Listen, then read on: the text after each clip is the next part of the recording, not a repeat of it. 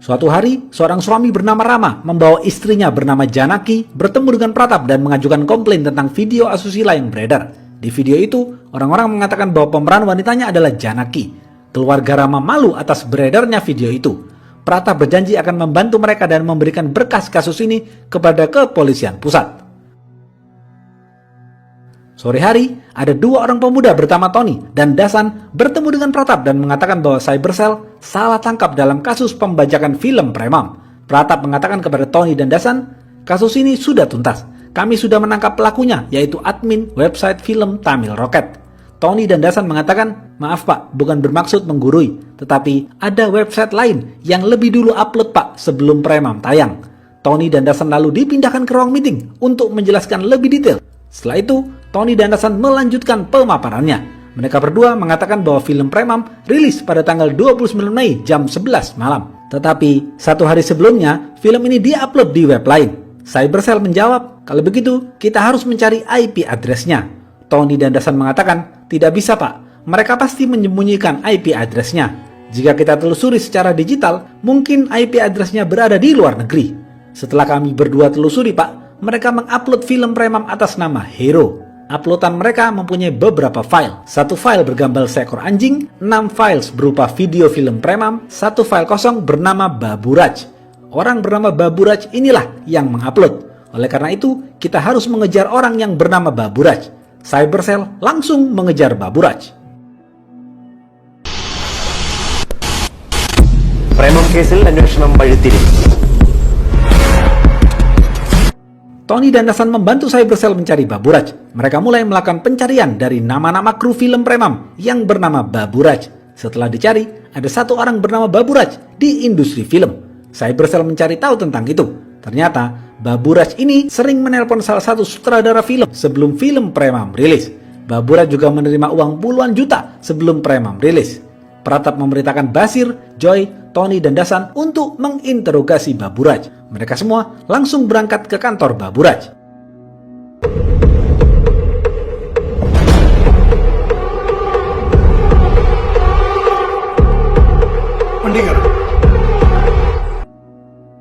Di sana, mereka bertemu dengan Baburaj.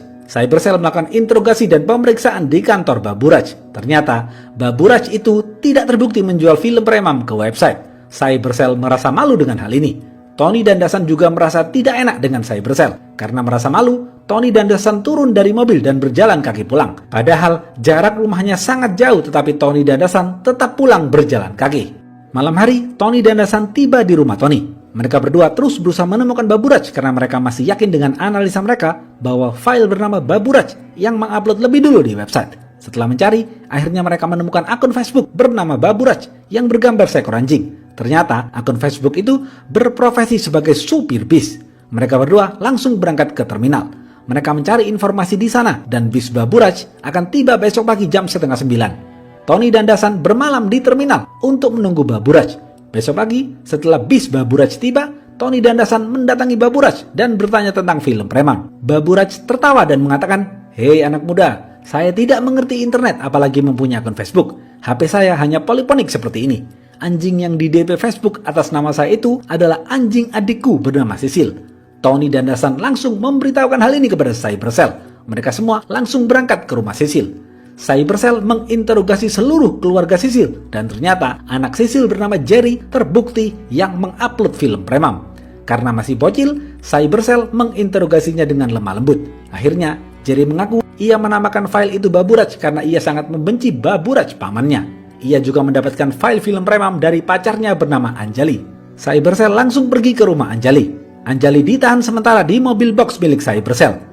Karena masih bocil, Cybercell menginterogasi dengan lemah lembut kepada Anjali. Anjali mengatakan, "Saya tidak tahu apa-apa pak, pacar saya bernama Achilles yang mengirim kepada saya. Dia bekerja sebagai sistem operator di lembaga sensor." Jerry kaget karena Anjali ternyata menduakannya.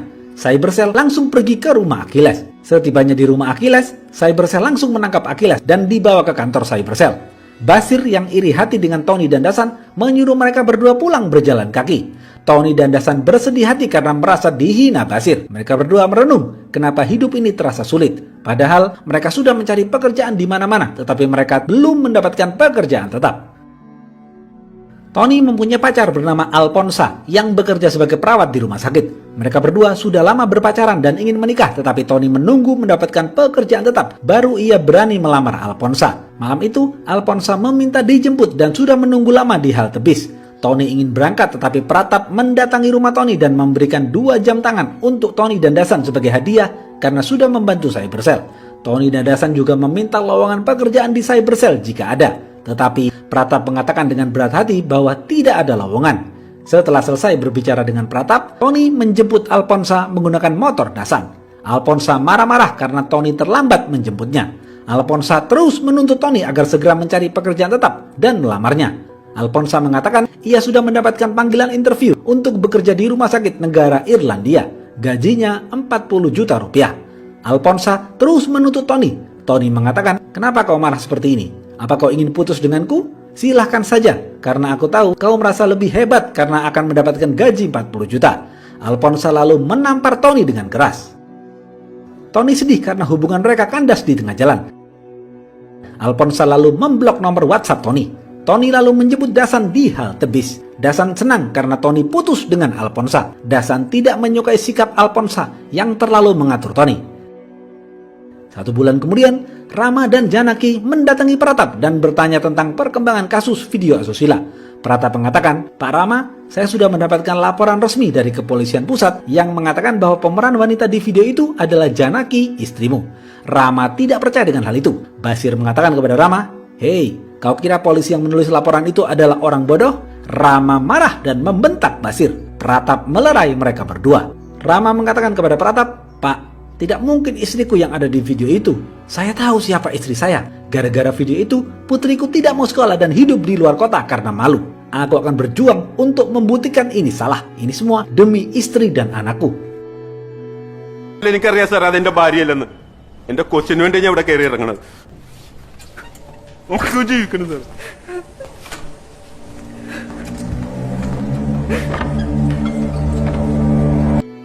Dasan melihat tangisan Janaki tidak tega dengan musibah yang mereka alami. Joy dan Pratap merasa kasihan dengan Rama dan mereka juga percaya bahwa pemeran wanita di video itu bukan Janaki. Pratap akan mencoba menelusuri kasus video itu. Pratap kemudian memanggil Tony dan Dasan untuk memberikan kabar bahagia. Pratap mengatakan, "Aku sudah berbicara dengan Kapolsek. Cybercell ada program training selama beberapa bulan. Jika kalian tertarik, kalian bisa bergabung di Cybercell. Tetapi ini hanya bersifat kontrak sementara, bukan kontrak permanen." Tony dan Dasan langsung gembira dan menerima tawaran itu.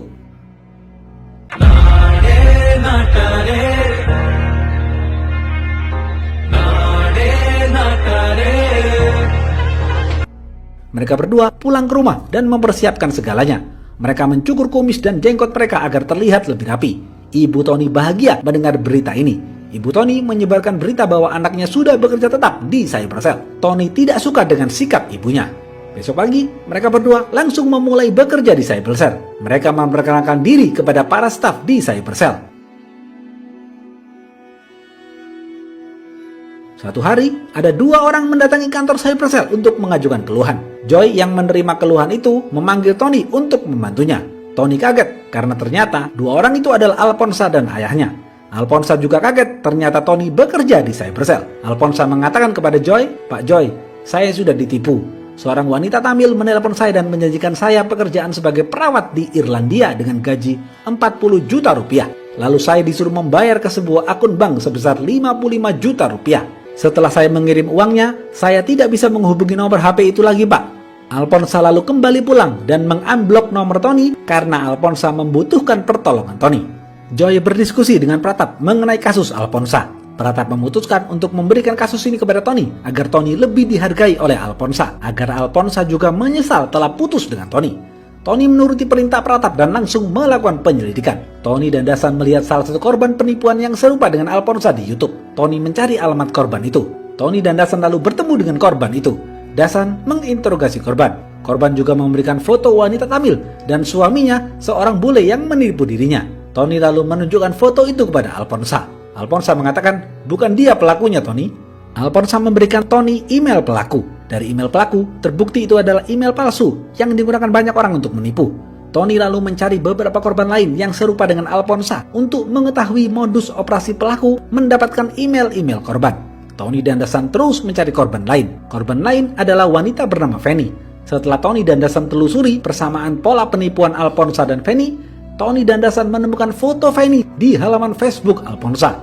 Mereka berdua sedang berada di satu mall yang sama. Tony dan Dasan mendatangi mall itu. Ternyata di depan pintu masuk mall tersebut ada formulir bagi-bagi hadiah yang mengharuskan orang-orang mengisi data-data mereka. Tony dan Dasan lalu menelpon Alphonsa dan Fanny. Ternyata Alphonsa dan Fanny juga mengisi formulir bagi-bagi hadiah itu. Tony dan Dasan membuntuti dari belakang panitia bagi-bagi hadiah itu. Terlihat mereka memasukkan data-data peserta ke dalam kotak. Kotak itu lalu dikirim ke sebuah ruko yang banyak terdapat orang-orang mengetik di depan komputer. Tony dan Dasan lalu bertemu dengan Sanu, pemilik tempat itu. Ternyata Sanu adalah teman kuliah Tony dan Dasan. Sanu adalah bos penyimpanan data-data peserta itu. Tony dan Dasan lalu berpura-pura akan mengajak Sanu ekspansi bisnis penyimpanan data untuk mengetahui modus operasi ini. Sanu akhirnya memberitahu semua modus operasinya. Sanu mengatakan, data-data itu aku dapat dari panitia bagi-bagi hadiah di mall dan aku kumpulkan dengan rapi. Setelah itu, data-data itu aku tawarkan kepada para klienku, mulai dari dealer mobil, pengusaha kontraktor bangunan, rumah sakit, sekolah, agen travel, dan lain-lain. Setelah itu, semua data ini biasanya diantar oleh satu kurir. Ini alamat kurirnya. Ternyata, alamat itu berada di Tamil Nadu. Ini akan menyulitkan Tony dan Dasan karena Tamil Nadu berada di luar yurisdiksi mereka. Tony dan Dasan melaporkan hal ini kepada Cybercell. Cybercell dan kepolisian Tamil Nadu mencari tahu tentang alamat kurir itu. Ternyata alamat yang berada di Tamil Nadu itu adalah milik gerombolan penjahat yang sudah turun-temurun mencuri uang masyarakat dengan menipu melalui telepon. Tony dan Dasan pergi ke alamat itu lalu bertemu dengan pemuda bernama Arafin. Tony dan Dasan lalu menjebak Arafin lalu menangkapnya. Arafin diinterogasi Cybercell di sebuah kamar hotel. Arafin mengatakan, "Saya tidak tahu apa-apa, Pak. Tugas saya hanya membuat website. Setelah itu, saya berikan kepada bos kami bernama Simbon." Ternyata, Simbon adalah tangan kanan Michael. Simbon bertugas mengatur orang-orang, sedangkan Michael yang bertugas memaintain website. Eksekutornya adalah istri Michael bernama Jaya. Mereka bertiga adalah otak dari kejahatan ini. Mereka lah yang sudah menipu Fanny, Alphonsa, dan lain-lain. Setelah mengetahui sindikat ini, Cybercell menyusun strategi dan bersiap menjalankan aksinya. Tony dan Dasan yang sudah memakai alat perekam suara diperintahkan bertemu dengan Simbon dan berpura-pura akan membuat website yang IP address-nya tidak bisa terdeteksi. Pratap menyuruh Tony dan Dasan berhati-hati karena mereka akan memasuki daerah para preman. Pratap memerintahkan agar mereka tidak terlihat takut di matanya agar Simbon tidak curiga. നീ അലേർട്ട് ആവണം. നെഞ്ച് എത്ര പടച്ചാലും അത് കണ്ണ് കാണരുത്. അവിടെ എത്തിക്കഴിഞ്ഞാ പിന്നെ കളി നിന്റെ കയ്യിലാ. ഈ പ്ലാൻ ചെയ്തതിനപ്പുറത്തായിട്ട് ഒന്നും സംഭവിക്കാൻ പാടില്ല. Tony dan Dasan bersama Arafin bertemu dan bernegosiasi dengan Simbon. Setelah mereka berdua mencapai kesepakatan, Simbon memanggil Michael. Mereka berempat berjalan ke pinggir kampung untuk berbicara lebih lanjut mengenai kerjasama mereka. Tiba-tiba, Michael mencurigai Tony karena HP Tony menyala. Michael mengambil HP Tony dan Tony kepergok melakukan panggilan keluar. Michael baru sadar ternyata Tony adalah polisi. Pratap lalu memerintahkan Dasan melempar botol untuk mengelabui Michael. Anak buah Simbon di perkampungan itu semua keluar membantu Simbon sambil membawa parang. Tony kabur melarikan diri sedangkan Michael terus mengejar Dasan. Akhirnya Michael berhasil masuk jebakan Cybercell. Michael ditangkap dan dimasukkan ke dalam mobil Cybercell.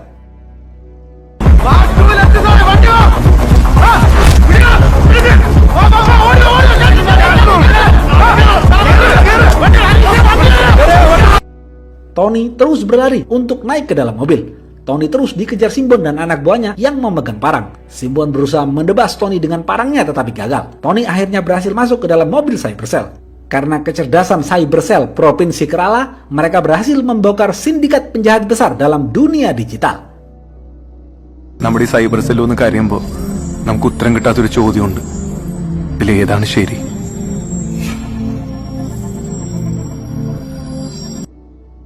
Michael juga mengungkapkan bahwa video asusila yang beredar bukan Janaki, tetapi orang lain. Janaki akhirnya mendapatkan keadilan dan kehormatannya kembali. Dasan lalu bertemu dengan anak Janaki yang berada di luar kota. Dasan merayu anak Janaki agar sekolah lagi dan berkumpul bersama kedua orang tuanya. Dasan mengatakan, "Dek, beberapa tahun lalu ada seorang wanita sedang mandi dan direkam oleh pemuda yang tidak bertanggung jawab. Video itu menjadi viral dan dilihat banyak orang. Karena stres dan malu, wanita itu melakukan bunuh diri. Wanita itu adalah kakak perempuanku. Dek, aku tahu rasanya kehilangan seseorang yang dicintai. Rasanya sangat menyakitkan dan kesepian. Oleh karena itu, jangan biarkan kedua orang tuamu merasa kehilanganmu. Sebaiknya kau pulanglah ke rumah orang tuamu. പോട്ടെ.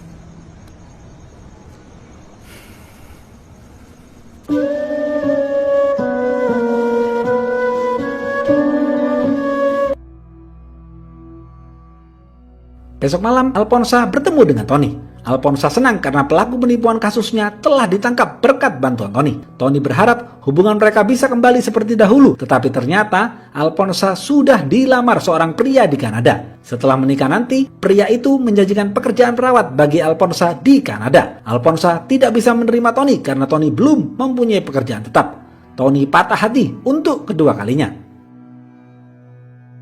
Suatu malam, di apartemen yang sedang lampu mati, seorang wanita bernama Shruti memesan makanan melalui aplikasi. Tepat jam 10 malam, kurir makanan datang dengan menggunakan helm. Shruti marah karena sang kurir tidak melepaskan helmnya. Karena lampu tidak kunjung menyala, Shruti ketakutan dan melepon suaminya agar segera pulang. Shruti juga lapor kepada suaminya bahwa kurir makanannya tidak membuka helm. Shruti diperintahkan suaminya untuk melaporkan hal ini kepada satpam apartemen. Saat Shruti mengecek ke bawah, ternyata kurir itu belum pulang. Shruti mulai curiga bahwa itu bukan kurir makanan tetapi orang lain. Tiba-tiba pintu apartemennya terbuka. Shruti dipukul dengan besi hingga pingsan. Beberapa jam kemudian saat lampu menyala, Shruti ditemukan terluka parah di apartemennya. Semua barang berharga di apartemen Shruti hilang. Suami Shruti membawa Shruti ke rumah sakit. Polisi bernama Jacob langsung mendatangi TKP. Jacob menginterogasi satpam apartemen. Ternyata selama jam 9 sampai jam 11 malam, satpam tidak berada di apartemen. Jacob lalu naik ke apartemen Shruti. Jacob melihat lantai apartemen Shruti penuh dengan darah. Jacob kemudian menemukan HP Shruti. Jacob meminta Cybercell mengirim salah satu personilnya untuk membantu Jacob. Cybercell lalu mengirim Tony dan Dasan ke TKP. Jacob melihat Tony dan Dasan yang masih muda meremehkan Tony dan Dasan. Jacob memerintahkan Tony dan Dasan membuka kunci di handphone Shruti.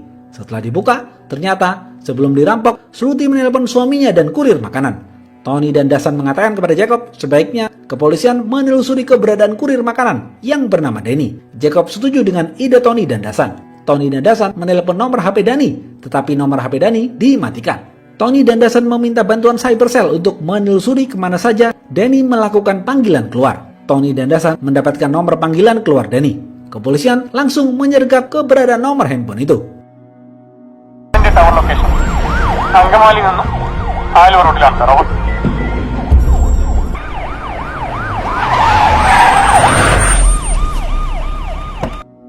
Ternyata nomor handphone itu milik wanita bernama Siva. Siva mengatakan, Danny adalah teman kuliahku pak. Danny adalah saudaranya temanku bernama Kavita. Danny meminta bantuanku untuk membooking tiket kereta api tetapi aku menolak. Danny mengatakan dia akan naik bis saja. Setelah kepolisian mendapatkan semua info tentang Danny dan foto Danny, kepolisian langsung pergi ke terminal bis.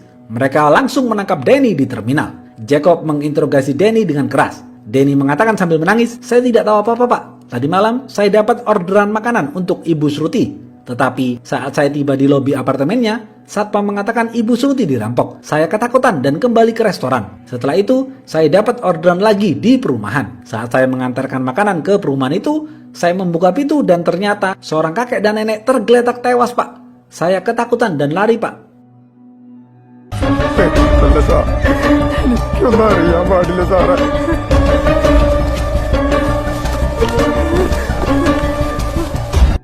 Jacob dan kepolisian mengecek ke perumahan itu dan ternyata benar. Pasangan kakek nenek ditemukan tewas di sana. Barang-barang berharga mereka semuanya dirampok pelaku.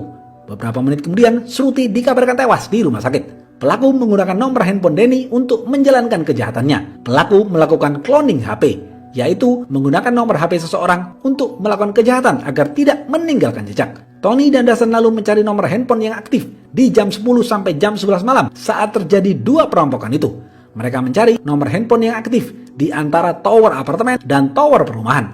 Mereka berdua meminta bantuan Cybercell. Cybercell akhirnya mendapatkan nomor seorang wanita bernama Kavita yang aktif di jam itu. Jacob lalu mengecek nomor Kavita di handphone Danny. Ternyata Kavita adalah saudaranya Danny. Jacob langsung pergi ke rumah Kavita. Di sana, Jacob bertemu dengan Kavita dan suami Kavita bernama Johnny. Johnny mengatakan, "Pak Jacob, saya mempunyai adik bernama Jack. Jack bekerja di call center. Gajinya rendah Pak, tetapi gaya hidupnya mewah sekali. Dia menginap di rumahku beberapa hari ini. Tadi malam, ia meminjam handphone istriku dan motorku untuk pergi. Saya tidak tahu Pak, ia pergi kemana." Jacob yakin Jack lah pelakunya. Tony dan Dasan mengecek nomor handphone Danny. Ternyata di handphone Danny ada aplikasi Mobile Spy yang bisa mendeteksi lokasi Danny. Karena aplikasi inilah, Jack bisa lebih dulu tiba di lokasi korban sebelum Danny. Aplikasi ini juga bisa mengakses sosial media milik orang lain, mulai dari Facebook, WhatsApp, dan lain-lain. Danny baru sadar, ternyata Jack temannya adalah pelaku kejahatan ini. Danny mengatakan, "Pak Jacob, Jack adalah teman saya. Dia memaksa saya untuk menginstal aplikasi Mobile Spy di handphone saya. Saya tidak tahu Pak apa tujuannya." Jack juga mengatakan padaku, malam ini dia akan naik bis pulang ke kampung halamannya. Jacob dan kepolisian langsung melakukan pengejaran kepada Jack. Mereka semua pergi ke terminal. Dalam perjalanan, Dasan meminta nomor kondektur bis yang pergi ke arah kampung halaman Jack. Dasan menelpon kondektur bis itu dan mengirim foto Jack. Ternyata Jack ada di dalam bis itu. Kepolisian mengejar bis itu. Saat Jack tahu kepolisian ada di belakang bisnya, Jack turun dari bis dan melarikan diri ke hutan. Tony dan Dasan terus berlari mengejar Jack. Mereka berdua akhirnya berhasil menangkap Jack. Jack kemudian dimasukkan ke dalam mobil polisi. Terlihat Danny marah besar kepada Jack karena telah menjadikannya terlibat dalam kejahatan ini. Tony mengalami luka di tangannya dan diperintahkan ke rumah sakit oleh Jacob. Tetapi Tony mengatakan, "Tidak usah Pak, ini hanya luka ringan." Jacob lalu berterima kasih kepada Tony dan Dasan karena berkat mereka, kepolisian Kerala berhasil menangkap pelaku.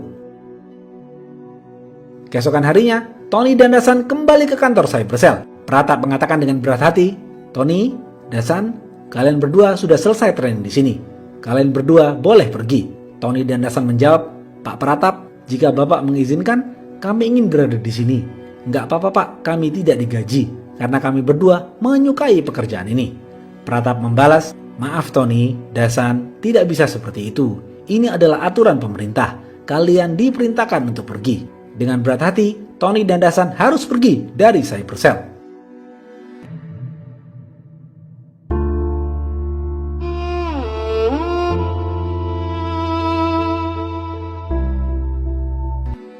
Pratap dan Joy kasihan dengan nasib Tony dan Dasan, tetapi Pratap dan Joy juga tidak bisa berbuat apa-apa. Pratap sedih dan terus memikirkan mereka berdua.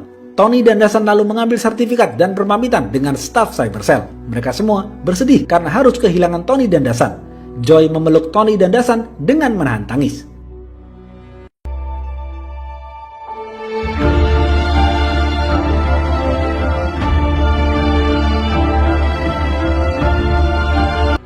Saat Tony dan Dasan menuruni tangga keluar kantor Cybercell, terlihat Rama dan Janaki sedang duduk di lobi kantor Cybercell untuk mengisi berkas-berkas formalitas kasus yang sudah mereka menangkan.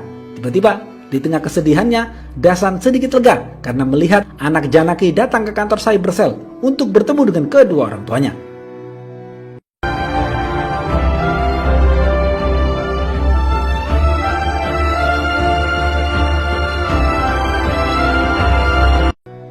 Tony dan Dasan pulang dengan berjalan kaki mendorong motornya karena kehabisan bensin. Mereka berdua saling memberi nasihat satu sama lain. "Tony, di kehidupan ini banyak sekali rintangan yang harus kita lalui." Habis. Di akhir film ini tertulis bahwa film ini dibuat untuk menghormati 1,3 juta orang pekerja kontrak di India. Karena jasa-jasa mereka patut dihargai. Mereka berhak mendapatkan status dan gaji yang lebih baik untuk masa depan mereka. Apa pesan dari film ini? Mencari pekerjaan memang tidak mudah, tetapi kita harus tetap berjuang dan jangan menyerah. Semua ini adalah proses kehidupan yang harus kita jalani. Kegagalan adalah hal yang biasa, tetapi kita tidak boleh berhenti berjuang. Karena di saat kita memutuskan untuk terus berjuang dan tidak pernah berhenti, di saat itulah kita akan menang.